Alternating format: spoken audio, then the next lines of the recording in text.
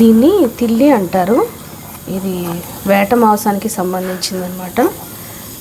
అయితే ఇది తింటే నడుము నొప్పి ఉండదు, దీని నడుము నొప్పి ముక్క అని అంటారంట. నాకు తెలీదు, మా మమ్మీ వాళ్ళు చెప్పిందే. ఇంగ్లీష్లో ఏమో దీన్ని స్ప్లీన్ అంటారు.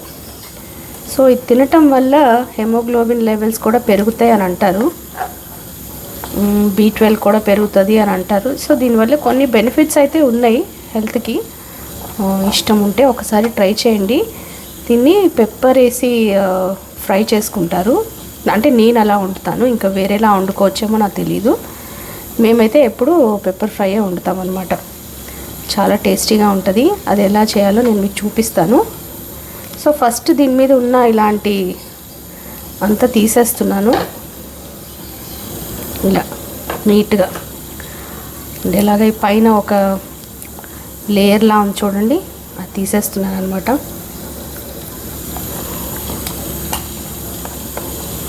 తీసేసిన తర్వాత దీన్ని మనం మరీ చిన్న పీసెస్ కాదు, ఒక మాదిరిగా కట్ చేసుకొని కూర ఎలా ఉండాలో నేను మీకు నెక్స్ట్ చూపిస్తాను.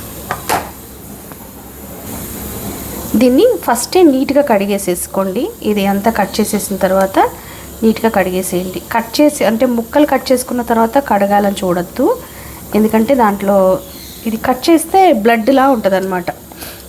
అలా ఆ నీళ్ళు అలా పోతూ ఉంటాయి. సో అలాంటివన్నీ మనకి పోవటానికి వద్దు కాబట్టి ఇదంతా నీట్గా తీసేసిన తర్వాత ఒకసారి ఫ్రెష్గా వాష్ చేసేసుకున్నాక అప్పుడు మనం పీసెస్ కింద కట్ చేసుకుందాం, సరేనా? కట్ చేసిన తర్వాత ఇలా ఉంటుంది అన్నమాట. అందుకని నేను ముందే కడిగేసుకోండి అని చెప్పాను, సరేనా? అన్నీ ఇలా కట్ చేసుకోవాలి. స్టవ్ ఆన్ చేసి కుక్కర్ పెట్టి కొంచెం నూనె వేసానండి, ఎక్కువ కాదు, కొంచెమే వేసిన తర్వాత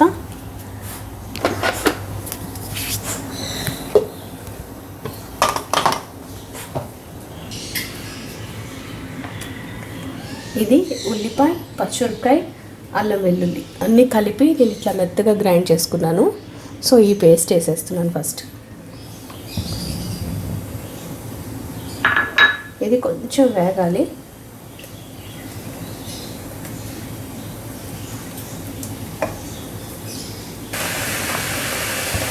ఇప్పుడు మనం కడిగి కట్ చేసి పెట్టుకున్న తిల్లీలు కూడా వేసేద్దాం.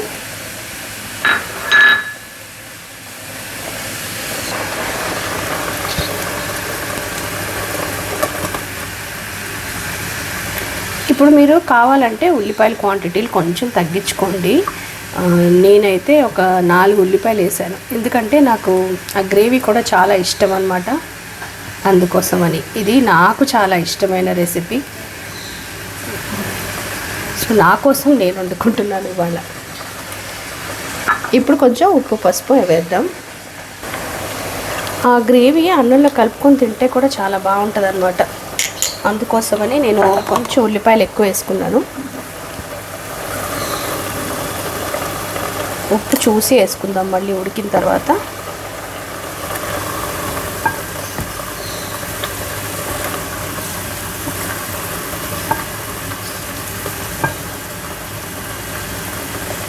ఇప్పుడు ఇది బాగా కలిసిపోయింది కదా, దీంట్లో జస్ట్ ఒక్క అర గ్లాస్ నీళ్లు పోసి హైలో ఒక విజిల్, సిమ్లో కనీసం ఒక 4 లేదంటే 5 విజిల్స్ రానివ్వండి. ఇది కొంచెం సాఫ్ట్గా ఉడికితేనే బాగుంటుంది. అందుకోసం ఒక్క అర గ్లాస్ నీళ్లు పోద్దాం.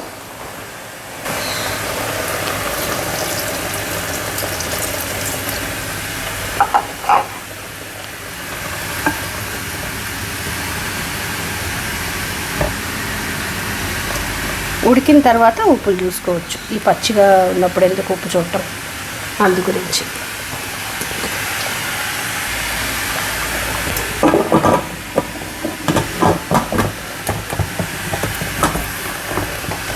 ఇప్పుడు కుక్కర్ మూత పెట్టి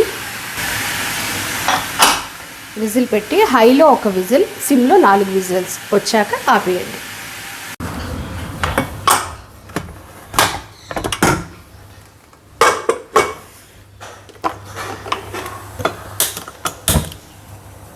కలర్ చూసి భయపడకండి, ఇది అలా బ్లాక్గానే ఉంటుంది అన్నమాట ఈ కూర. సో ఇప్పుడు ఉడికిపోయింది కదా, దీన్ని కొంచెం ఇట్లా దగ్గరగా థిక్గా అయ్యేటట్టు చేద్దాం. దాని తర్వాత ఫ్రై చేసుకోవచ్చు. సో ఇది కొంచెం దగ్గరకు అవ్వాలి. ఇప్పుడు కొంచెం ఉప్పులు కారాలు చెక్ చేసుకోండి, కావాలంటే వేసుకోవచ్చు.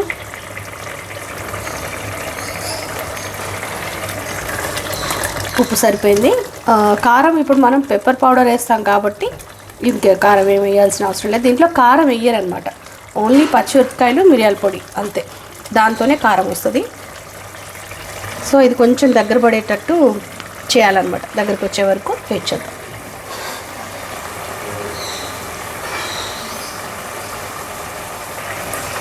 ఇది కొంచెం ఇట్లా చిటపటమంటా ఉంటుంది అన్నమాట. సో కొంచెం జాగ్రత్త, చేతుల మీద చింది పడుతూ ఉంటుంది.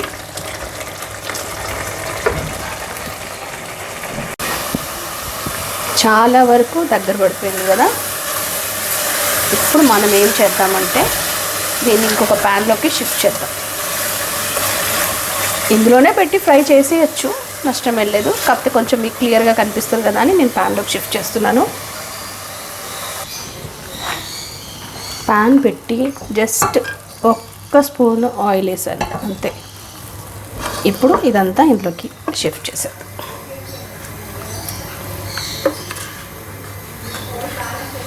దీనికి ఏం పెద్ద ఆయిల్ కూడా పట్టదండి ఈ కూరకి.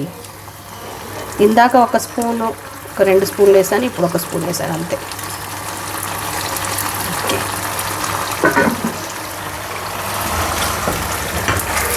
ఇప్పుడు దీన్ని మెల్లిగా ఫ్రై అవ్వనివ్వాలి అంతే.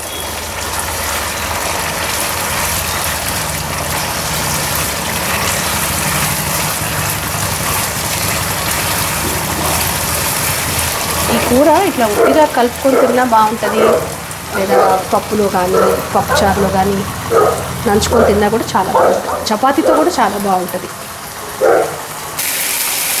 హైలో పెట్టి కలుపుకుంటూ ఉండండి, కలుపుకుండా ఉంటే మాడిపోతుంది అన్నమాట. అందుకని మధ్య మధ్యలో కలుపుకుంటూ కొంచెం ఫ్రై అయ్యేలా చూద్దాం. బాగా దగ్గర పడిపోయింది కదా. ఇప్పుడు మనం ఏం చేద్దామంటే ఒక చిన్న స్పూన్ పెప్పర్ పౌడర్ అన్నమాట.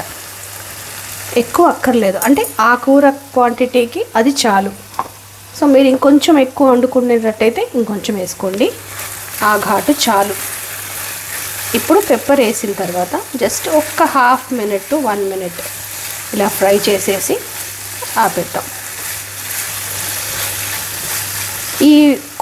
ఈ తిల్లీని ఇంకా మటన్లో వేసి వండుకోరండి. ఎందుకు అంటే అది ఏ కూరలో వేస్తే ఆ కూర నల్లగా అయిపోతుంది అన్నమాట, అందుకు.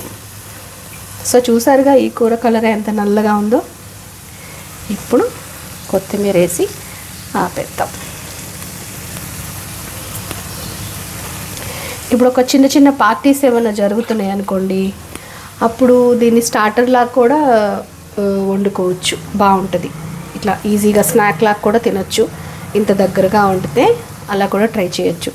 సో మీరు కూడా ఒకసారి ట్రై చేసి మీకు ఎలా కుదిరిందో ఖచ్చితంగా కామెంట్ చేయండి. అసలు మీరు ఈ కూర వండుకుంటారా అది కూడా చెప్పండి. ఇది మాత్రం ఒకసారి ట్రై చేయండి. దీనివల్ల కొన్ని హెల్త్ బెనిఫిట్స్ ఉన్నాయి, ఇదేమంత చెడేం చేయదు. ఈ కూర బాగుంటుంది. సో మీకు నచ్చిందని నేను అనుకుంటున్నాను. నచ్చితే మాత్రం ఖచ్చితంగా ట్రై చేయండి, మీ ఫ్రెండ్స్కి షేర్ చేయండి.